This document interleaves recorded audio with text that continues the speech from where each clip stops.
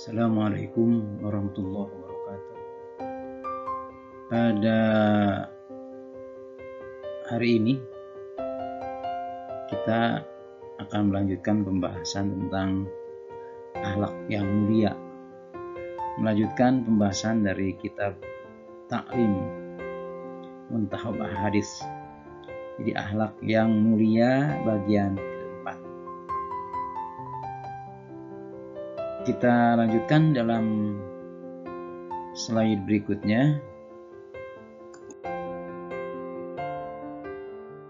Sebagai mukaddimah, pengantar pembahasan ini, bahwa kita alhamdulillah bertemu lagi dalam kajian rutinan malam. Kita sudah melewati bulan Rabiul Awal pada beberapa hari yang lalu, yaitu bulan Maulid Nabi, dan juga kita sudah melewati bulan Oktober yang di dalamnya ada Hari Sumpah Pemuda yang mengajarkan tentang persatuan sebagai bangsa. Kemudian sekarang memasuki bulan Rabiul Akhir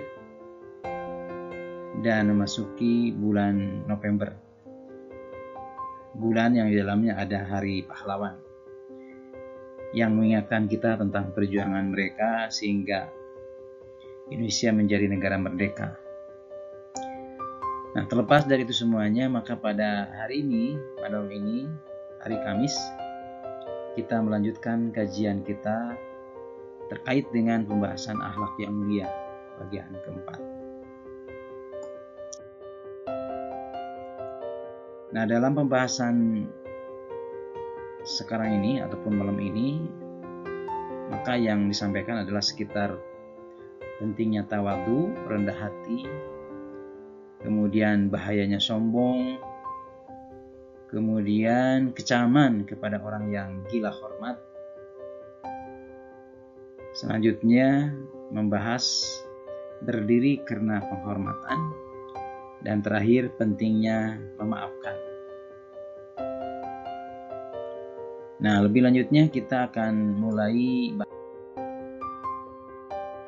yang disampaikan melalui kitab Muntahab Ahadits itu. Tapi tentu saja dengan keterbatasan waktu, kita akan bahas secara singkat saja. Nah, di dalam hadis disampaikan, an Umar radhiyallahu anhu qala sami'tu Rasulullah SAW yaqul man tawadhu'a lillahi rafa'ahullah fahuwa fi nafsihi saghirun wa fi a'yunin nas 'azimun wa man takabbara wada'ahu Allahu fahuwa fi a'yunin nas saghirun wa fi nafsihi kabirun hatta lahu ahwanu 'alaihim min kalbin aw khinzirin. Hadis ini terima dari Umar radhiyallahu anhu berkata, aku mendengar Rasulullah SAW bersabda, barang siapa yang merendahkan diri. Kalau di sini istilahnya merendahkan diri. Kalau saya lebih setuju dengan istilah merendahkan hati, ya, rendah hati.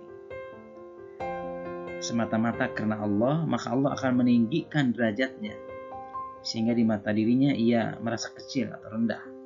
Namun di mata orang-orang ia orang yang besar, mulia, agung. Dan barang siapa berlagak sombong, maka Allah akan merendahkannya sehingga di mata orang-orang ia kecil, rendah. Sedangkan pandangan dirinya ia merasa besar. Padahal dalam pandangan orang-orang ia itu sebetulnya lebih hina daripada seekor anjing atau seekor babi. Ini hadis Baihaqi. Ya, jadi gambaran bagaimana pentingnya rendah hati sekaligus bagaimana bahayanya kesombongan yang ada di dalam diri manusia sendiri. Lihat dari jelasnya gambar ini. Jadi dari gambar ini bisa memberikan gambaran yang lebih jelas. Jadi tawadhu itu rendah hati karena Allah, maka Allah akan tinggikan derajatnya. Nah, kemudian walaupun di dalam dirinya terasa kecil ya, tapi di hadapan orang-orang pada dasarnya adalah mulia, agung, besar, azim. Itulah tawadhu. Nah, sementara sombong sebaliknya, maka Allah akan rendahkan derajatnya. Walaupun secara perasaannya adalah besar, kabir, tapi hakikatnya di hadapan manusia, sekali lagi hakikatnya di hadapan manusia umumnya, masyarakat itu dia akan dianggap sogir ataupun kecil ataupun rendah. Maka tentu saja sebagai umat yang baik kita akan memilih bagaimana menjadi orang-orang yang tawadhu. Nah, kita lanjutkan saja. An Abdullah radhiyallahu anhu anin Nabi sallallahu alaihi wasallam qala la yadkhulul jannata man kana fi qalbihi mithqalu dzarratin min kibrin, rawahu Muslim. Dari Abdullah radhiyallahu anhu, dari Nabi SAW, beliau bersabda, tidak akan masuk surga orang yang ada sifat sombong dalam hatinya, walaupun sebesar dzarrah. Ini hadis riwayat Muslim. Ya, sekaligus di dalamnya adalah tentang haramnya sombong untuk dilakukan oleh manusia, oleh kita. Nah, jadi di sini sebutkan betapa beratnya kesombongan itu ya, sampai menghalangi seseorang masuk surganya Allah. Walaupun kesombongan itu hanya sedikit saja dalam hati. Digambarkan sedikitnya itu gambarannya seperti dzarrah, yaitu benda yang sangat kecil. Nah, di gambar ini bisa kelihatan, jadi tidak akan masuk surga orang yang ada sifat sombong dalam hatinya, walaupun hanya sebesar dzarrah. Itu dzarrah itu benda yang sangat kecil, gambaran atau simbol dari benda yang sangat kecil. Maka ini menegaskan tidak ada sombong sedikit pun di dalam hati mestinya, supaya kita terselamatkan dari ancaman hadis ini. Hadis yang ketiga disampaikan an Muawiyah radhiyallahu anhu qala sami'tu Rasulullah sallallahu alaihi wasallam yaqul man sarrahu ayyatamatsala lahu rijal qiyaman falyatabawwa maq'adahu minan nar, rawahu Tirmizi. Hadis ini terima dari Muawiyah radhiyallahu anhu berkata, aku mendengar Rasulullah SAW bersabda, barang siapa yang senang apabila orang-orang berdiri untuknya sebagai penghormatan atas dirinya, maka hendaklah ia menyediakan tempat tinggalnya dalam neraka. Nah, ini kaitannya dengan gila hormat ya. Jadi orang itu kadang-kadang ada yang senang dihormat-hormat. Nah, sebetulnya ini ada ancaman dari Allah hakikatnya dan melalui lisan Rasulnya tentu saja. Nah, dalam penjelasannya di sini ada keterangan hukum ini berlaku dalam satu situasi. Ya, jadi ketika orang menginginkan agar orang lain berdiri untuk menghormatinya. Akan tetapi jika orang lain berdiri karena rasa kasih sayang dan menghormati mereka, maka ini adalah kekecualian. Ini satu penjelasan seperti itu. Tapi intinya hadis ini adalah menggambarkan tidak baik kita untuk merasa senang ketika orang lain menghormatinya, atau dengan cara kalau di sini berdirinya orang-orang. Nah, dengan bahasa lain lagi, ya sebaiknya kita tidak gila hormat lagi. Nah, kemudian seperti yang digambarkan dalam tulisan yang lebih besar ini, lebih jelas. Jadi senang dihormati karena berdirinya orang-orang atau gila hormat lah istilahnya. Hendaklah siap-siap tempat tinggalnya neraka. Nah, ini berat ya sebetulnya. Silahkan kita telah kita pertimbangkan, kita renungkan. Adalah dari hadis keempat.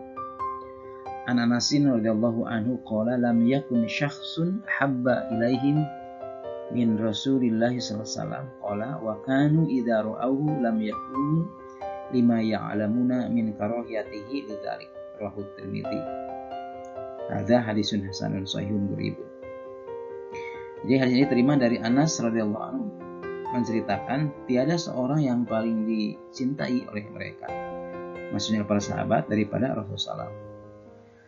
Anas radhiyallahu anhu berkata, akan tetapi apabila mereka para sahabat melihat beliau, mereka tidak berdiri karena mereka tahu bahwa beliau tidak menyukai hal itu. Nah, ini kaitannya dengan bagaimana Rasulullah tidak menyenangi orang-orang berdiri karena menghormatinya, sehingga para sahabat tidak melakukannya karena Rasul tidak menyukainya itu. Nah, oleh karena itu ini juga menguatkan tentang bagaimana Rasulullah tidak menyukai yang dihormati yang macam-macam oleh para sahabatnya, sehingga para sahabat juga paham Rasul itu tidak menyenanginya.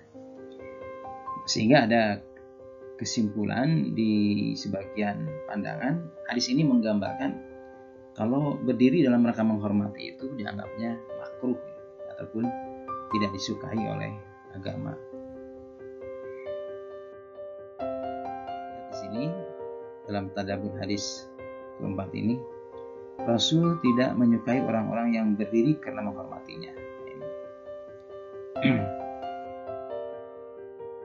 Hadis yang kelima yang terakhir di dalam pembahasan di sini, An Abi Darda radhiyallahu anhu qala sami'tu Rasulullah SAW yaqul ma min rajulin yusabu bi syai'in fi jasadihi fa yatasaddaqu bihi illa rafa'ahu Allahu bihi darajatan wa hatta anhu bihi khati'atan, rawahu Tirmizi.